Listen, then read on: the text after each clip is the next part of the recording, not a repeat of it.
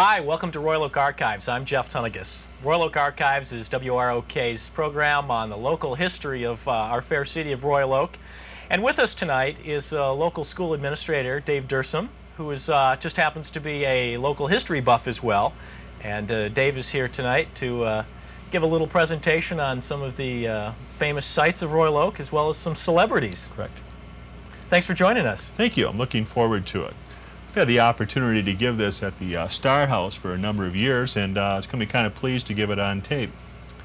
Should we just start getting started? Sure, let's get right into the meat of the matter. As a former history teacher, as you've indicated, I always used to have the students would always say to me, why do we want to learn all this stuff for? And I never had this quote, and I enjoy it very much.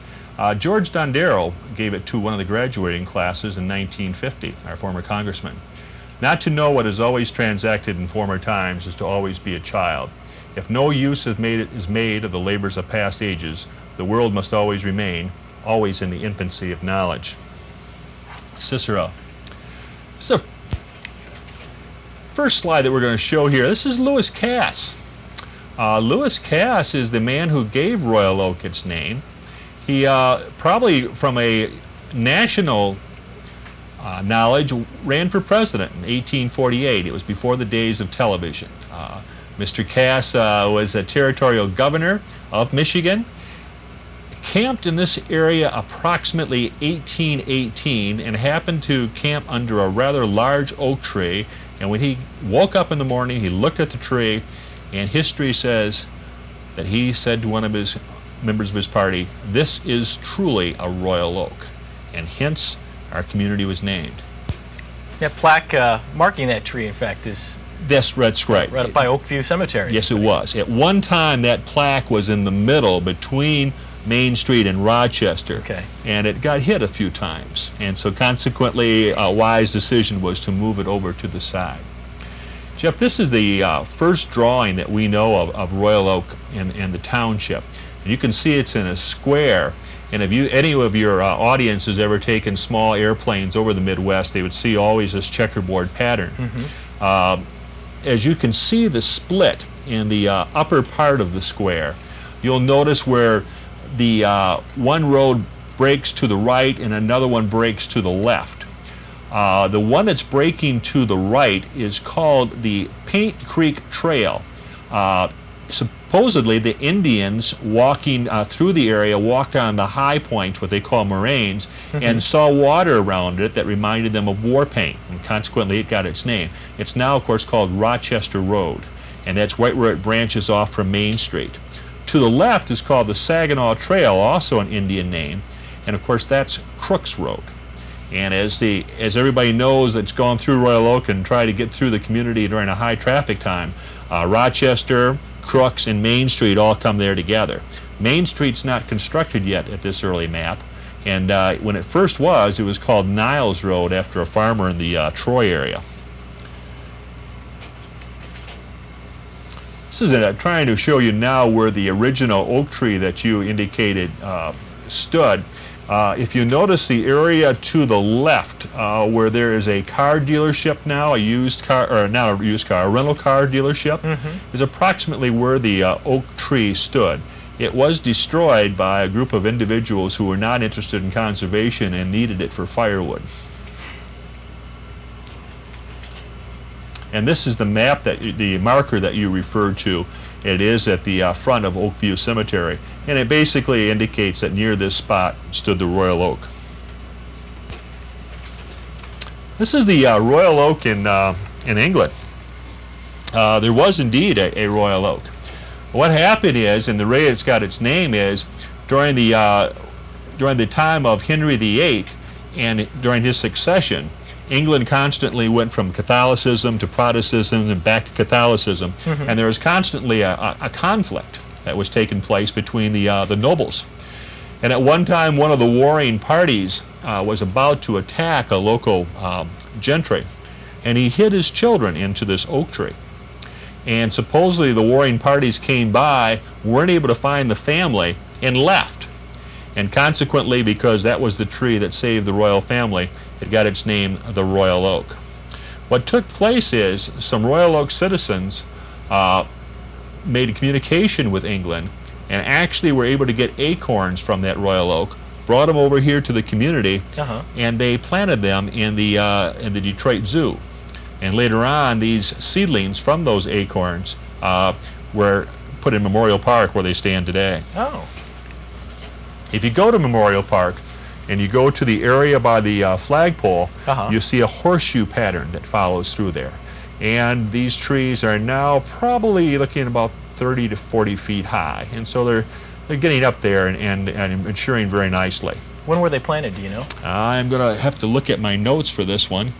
And my guess is approximately 30 years ago. Okay. Please don't hold me to that. You're not supposed to ask those questions if a person doesn't have that on a note. That's another view of it. I'm going to have to make a stop next time I'm in that area and take a look at that one. Well, there's so many fascinating markers, but quite often because of traffic, we go by them all the time and don't have a chance to reflect on them. This is another one that also probably most of your audience have never had a chance to go to. This is called the Pioneer Plaque, and it indicates that on this place in 1815, the first men to systematically explore this region camped near here, and the word systematically is key on that one. This marker is on Normandy on the west side of Woodward, and again, anyone that paused to take a look at that is going to cause a rather substantial traffic jam that goes with that. So you really got to work on it. Jeff, this is the first plat of Royal Oak.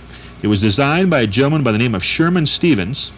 Mr. Stevens lived from 1812 to 1888, and on March 1838 he put this plat together. And you can see this is the original village. First Street, which is on the northern part in that square now, is 11 Mile. The eastern boundary is Troy Street, going down to Lincoln, and then going across to West. And that is the original village, and then you can see the lots. A lot of plat maps for real estate still have that original plat set up. And you can see then the railroad things that go through there. Interesting, a couple of things. The average tax on each lot was $8. And the preferential ones were $10, and the ones that weren't worth as much were at $3. A little bit of a change from what today's standards are. Mr. Stevens pointed out that if you went into the area, you'd see a lot of fox, some squirrels, some beaver, and other small game. And today, squirrels. Very squirrels. This is Orson Starr. His home is the oldest resident in the community in 1840. And the Starr House is on Main Street, just south of 13 Mile, and there's a marker in front of that as well. Quite often it's held as an open house and people have a chance to explore it, and it's Royal Oak's most classic museum, a chance to look at what the things were like during that particular time. Very involved individual, very community-minded. He and his wife, Rhonda Starr, settled in the area. It was she that demanded a house. He wanted to continue moving, and she says, "This is where I stay," and the home was built. And it looks quite similar to what it is today. This is a picture of the home. The only changes from today, and I'm guessing this picture to be about 1950 to 1955 in that area. That tree's gone, and there's a fence in front of it now. But otherwise, the structure is quite similar to what it is now. But from 1840 is a good history for a residence. Yeah. Mr. Starr brought the first industry to the community. He brought the cowbells. And if you look at the cowbell very carefully, and there are a lot of them, and the people who have collected them in Royal Oak, I can't get my hands on one, and I'd like to, but they're really kind of, they are, as I said, a collector's items. Every once in a while people find them in flea markets, and people don't realize what they're selling, and they can get them rather cheaply. It went from 9 different sizes. The small one in the upper right-hand corner was for sheep, then the larger ones. And you can see the star on the outside of the emblem for the Starr cowbell. Sometimes Royal Oak folks had the unfortunate task in life to come up with their industry just before another one developed. Soon barbed wire took place and Mr. Starr's cowbells had to go out of business. This is a young man, 1950 picture with his cow, and he's got a Starr cowbell on it. And again, this was the method that they used to locate their stock, and it was said that you could hear a good Starr cowbell for over 2 miles. Jeff, any idea where you are in this picture? Well, I can only tell you because we did a show on the the Almond Star House, and I'd say that's looking north on Crooks Road, just south of the bend, south of 13 Mile. Well done. If you were up there today, you could stop at the Baskin Robbins for an ice cream on your way. Yeah, this is on Crooks Road towards the Almond Star House. And we're getting closer, and you can see the Almond Star here. It's funny because no matter, as I said, I give this presentation a couple of times a year at the Orr home, and no matter what I do, when I make that presentation, I put the address. Invariably, 2 or 3 people will show up at the Almond Star house. And of course, that's John Almond Starr's son. Right. And that's his industry in the back of the home. And that's a kiln that they had. And his industry was the brick. And a little bit different than his father, still the Starr, but he had a five-pointed star, and he had his on an inlay of the brick. There are a few homes that are made out of the Starr bricks. I'm fortunate enough to have a home that's about 1860, 1870 vintage, and we had some chimney work done on it, and I checked out each one of those bricks to see if it had it, but we did not. Here are two homes, though, that are made out of the Starr bricks.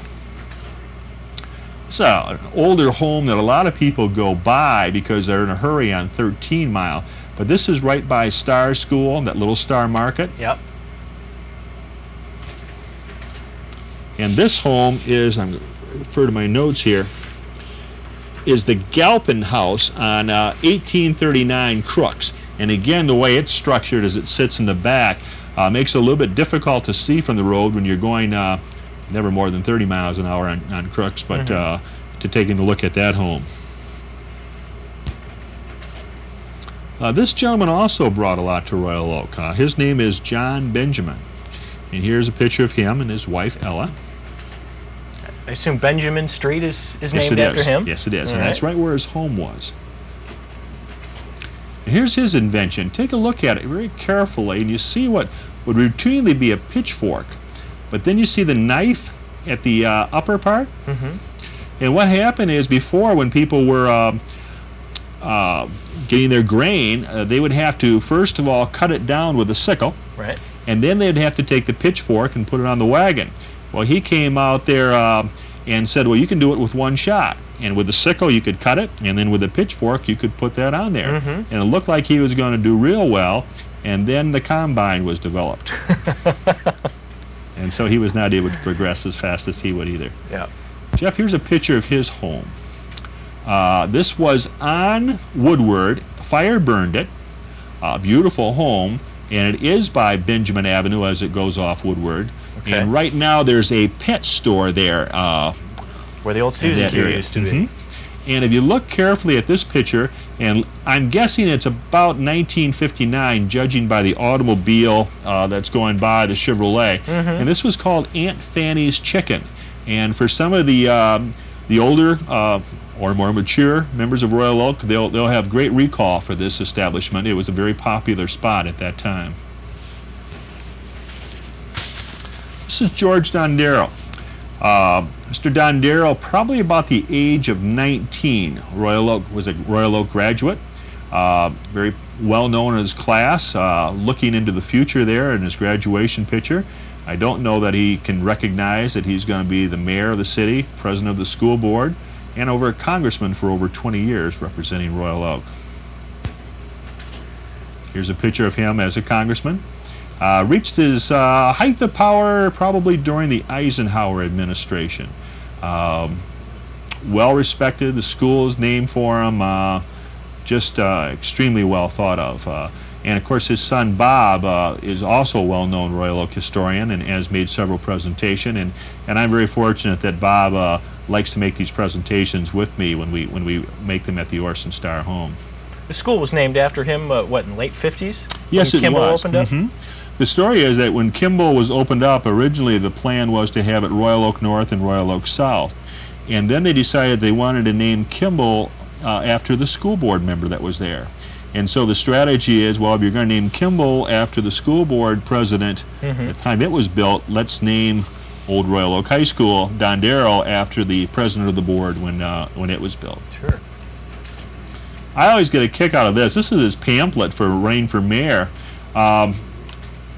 Big job demands a big man, and the irony, of course, is that nobody wanted to be a politician back then either. If you look at the second to last paragraph, he's not a politician, but a man of sterling character, ability, and integrity, acquainted with Royal Oak, its people, and its need.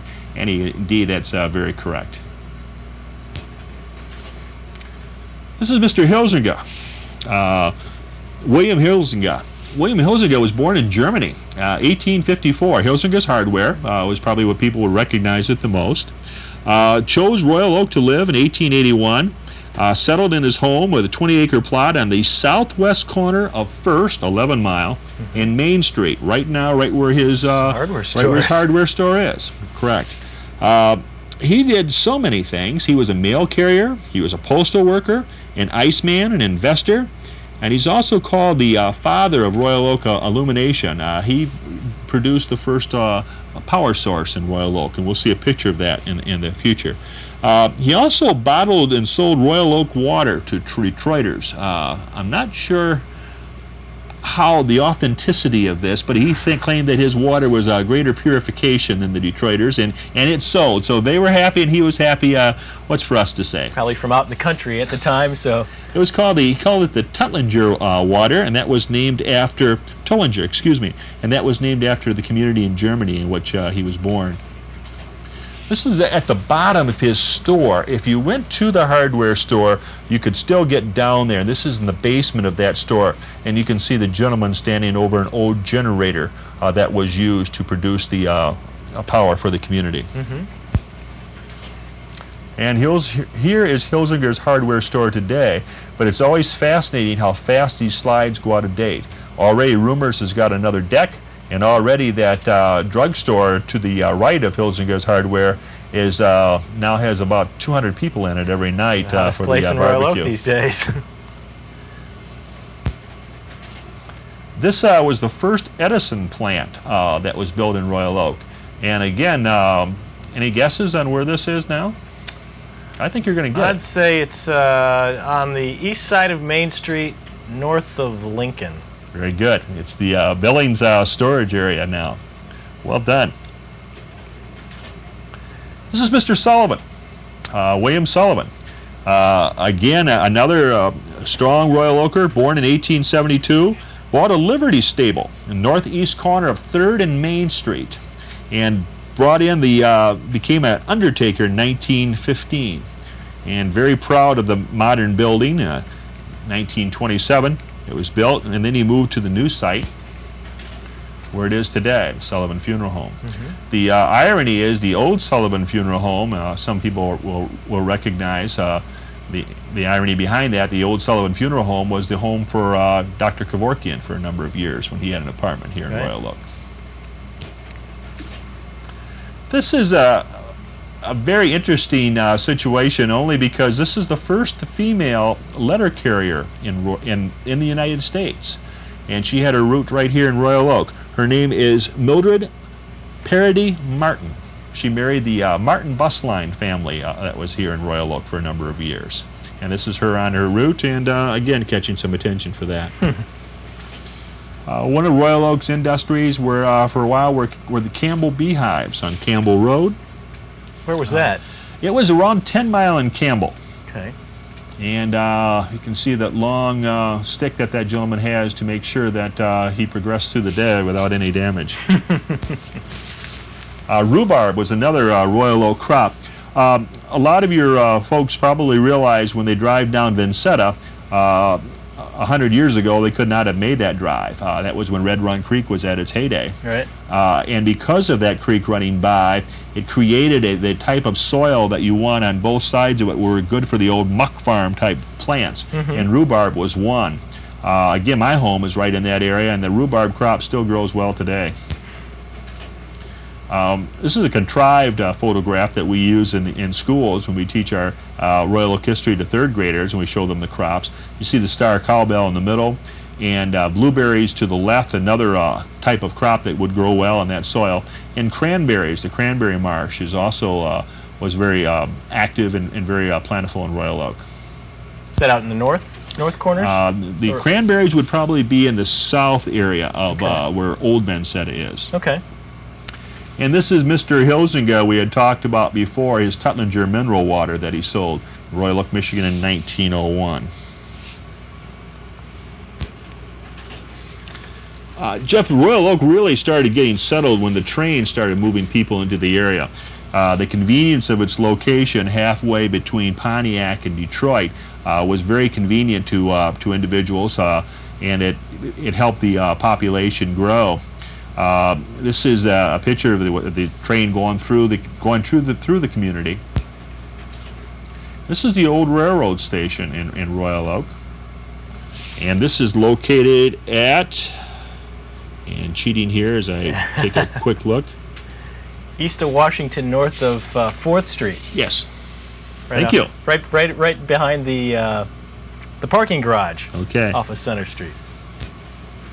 And this is what they call the new station. In 1954, it was built. That's the one I remember. That's the one you can remember. And of course, the building is still there. We're going to look at that building. It's almost a sad situation now. So let's go back, because this was what it was in 1954. And look at the activity of people that were going up on that station to get the passenger car to Detroit. You know, I've often said that everybody talks about a mass transit system. We had one. We just allowed it to be destroyed. People used to be able to get on that train and take that to Pontiac, and how convenient that would be for Lion games. They used to be able to get on that train and go up north on a Friday night rather than battling the traffic. In fact, there's bring that back. Yes. In the area of Toppinabee or Indian River on Mullet Lake, there's a place called Royal Oak Beach that about 20 different prominent Royal Oak citizens had property all bought together. And they would be able to take that train to Indian River. One person would go down with a car and pick them up and then take them to their families for the weekend. A lot more convenient than battling I-75 traffic. Yeah. And this is the streetcar going down Washington. And if you look to the left and you see that sign, it says Don Darrell, attorney at law. And the streetcars would go down Main Street in Washington. They would go down to Catalpa, and then there was a turnaround, and some help was made, and they'd turn around and make their route back south. And again, this is on Washington, and looking at today's spot, you can see where you are by the Washington Square building on the far right, the Methodist Church, and then a used clothing store now. So it's down on Washington by Lincoln. And this is one of the streetcars. This is the Detroit Urban Railroad, and that was a very popular, fast-moving vehicle that would transport young people. It was very interesting. I've chatted with several people and said the 1930s and their love with the railroad cars and moving around. It's almost like the Tom Sawyer, Huck Finn, their Mississippi River was Royal Oaks Youth Railroad as they moved from community to community. This is a DUR car in the middle of the winter, similar to a snowstorm that Washington, D.C. experienced last week. Yeah. And this was their maps. See where Royal Oak is and the Detroit. But they could go from Royal Oak all the way to Flint and Port Huron, and those cars really moved. The cars, when they finally, again, when we destroyed our own mass transit system for the convenience of the automobile, the cars were taken and sold, and there's been pictures of them in New Mexico where they were taken from that end. But we had quite a system that would still be very convenient. The first streetcars, of course, were drawn by the horses. And this gentleman is getting those through. And coal was also done by the horses. A lot of people, I'm rather sure, in Royal Oak don't know some of the structure of their homes to realize that one of the rooms in the basement was a coal bin. Right. And people would be able to order their coal. The horse would back that up, and they'd dump that into their basement and then shovel it into their furnace for their heat. And also the milkman's first was pulled by carts. Some of those horses knew their route so much that a substitute could get on that milk wagon, and he would know where to deliver the milk by the fact that the horse would stop there, and he would make his deliveries that way. Now there's a way to get a job. Very convenient. And a gentleman showing off there, holding this off. This is the Brown's Creamery here, making sure. Detroit Creamery, excuse me, at 7th and Troy. That's about 1930. And we always put this picture in here. It's a telephone repairman. It's Ferris Gardner. And Ferris was really involved in Royal Oak history. And these slides are his originals. And he's allowed us all of us who are interested in Royal Oak history, to reproduce them. So a little bit of a tribute to make sure that this slide remains in the presentation. Royal Oak really developed, obviously, with the development of the automobile. Henry Ford's idea that a car was available for everyone made the population move to the community. They could live in Royal Oak, they could work in Pontiac or Detroit. It was very convenient for them, and immediately as soon as that automobile came in, Royal Oak, Birmingham, Berkeley, and all those communities started to have great population increases. And this is called the Royal Cruiser. The first minivan, if you will, or Nomad on Wheels car. And of course the Model T that really did the job. Interesting, in this community, like other communities, the first thing they do is they get their cars, but they neglect to build their roads. This is Main Street, a 1905, looking north from 11 Mile. And it's a dirt road, and it looks very convenient at this particular time. However, during certain times of the year, it can be rather difficult to work in. And these gentlemen are in the muck. They're developing these, the streetcar and then the roads. If you dug under some of the Main Street, you'd still find these streetcar tracks. They put the pavement over the tracks as opposed to destroying the tracks themselves. Sure. But we're still at 11 Mile, and you can see the Baptist church there and the streetcar, and they're finally developing the roads. Always the roads seem to come last. That's just about where I remember last seeing the streetcar tracks from when I was a kid. The last time they did the real paving there and covered them all up and never to be seen of again. Dave, we're going to have to stop for this session today at this point. That's fine. But I'd like to have you back, and we can talk more about the development of Royal Oak and some of those great historical sites that people will remember from the 50s and 60s, as well as some great celebrities who have made a stop here in Royal Oak somewhere along the way. That'd be fine. I would enjoy it very much. Great. I'm Jeff Tunnegus, and you've been watching Royal Oak Archives with Dave Dursum, a local historian. A great bit of knowledge here on our great city, and we hope you'll join us here again on WROK. Thanks for joining us.